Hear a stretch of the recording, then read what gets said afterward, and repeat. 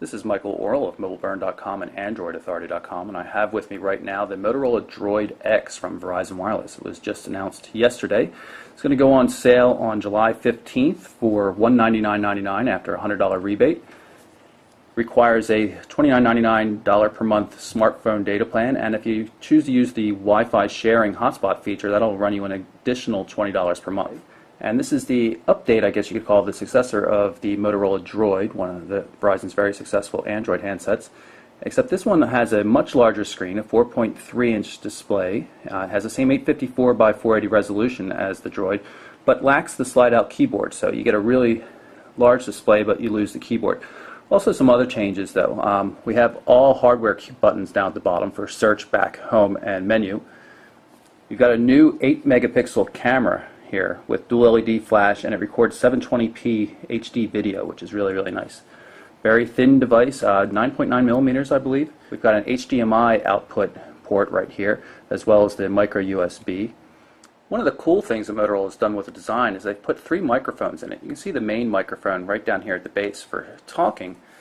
It's a rear-facing microphone for video recording, and then there is a third microphone up here next to the 3.5 millimeter headphone jack that's used for filtering out ambient noise.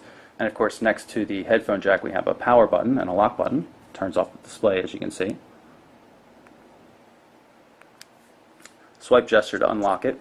Really nice display. This device does run pretty hot, though. I'm not sure if that's due to the radio, the 3G radio, or to the display itself, but one of the things you'll notice on this phone is it's got a lot of new widgets. Motorola is saying officially it's not a Moto Blur device, but the widgets are very much Moto Blur based, and we'll take a look at some of those. Here we have the Motorola Droid X next to the LG Ally that's also available from Verizon Wireless, and while the Droid X is quite thin compared to the Ally, you can just see it's so much larger physically in terms of just screen real estate and overall bulk. So let's take a look at the home screens. There are 7 of them. You'll notice as I move left and right, the little indicators down at the bottom of the screen, which you can also tap to immediately move to a particular home screen, which is kind of nice.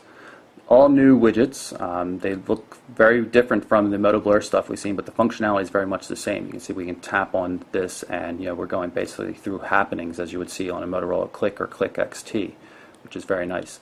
One of the things that has changed, though, is the new ability to dynamically resize the widgets, which is really cool. So you have a lot more flexibility in terms of how you're going to present this information. I can resize this calendar over here to fill in the space, and very, very slickly done. And they all have a nice look. There's nice shading borders on them. Really, really well done. There's also some new things like this sticky note widget that Motorola threw in there. The Droid X will initially ship with Android 2.1. 2.2 Froyo update is due out in the coming months during the summer. You can see we've got live wallpapers. You'll notice the background image, the Droid Eye, moves every once in a while. Here we have 2 of Motorola's widgets. One's a calendar widget. You can see what's on your calendar for the day.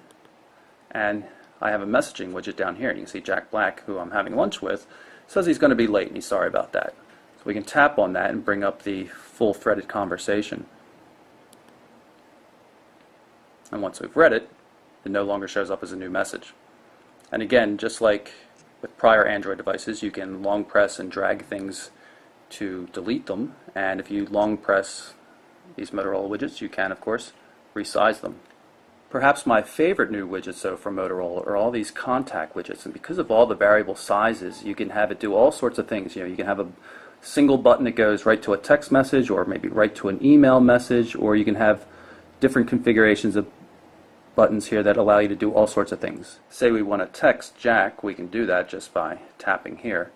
Now it comes with 2 keyboards on the Droid X. This is swipe here, so this is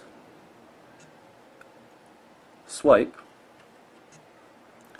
But we also have an option for a more traditional keyboard, with autocorrection, of course.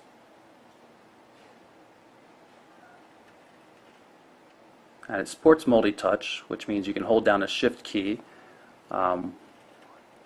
while pressing another letter, which is kind of cool. And of course, you can just send off the message. And as on other recent Android devices, there's also speech-to-text capability. Hey Jack, it's okay, don't worry about lunch.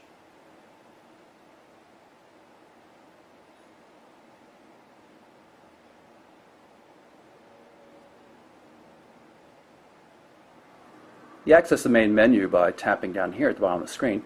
And you'll notice that it loses the 3D scrolling effect that we've seen in other Android 2.1 devices. But otherwise it's the same, alphabetic list of icons. Very easy to scroll. So that wraps up part one of our look at the Motorola Droid X. We'll dive deeper into the camera and other functionality like email and things like that in part two. I'm Michael Orrell from MobileBurn.com and AndroidAuthority.com.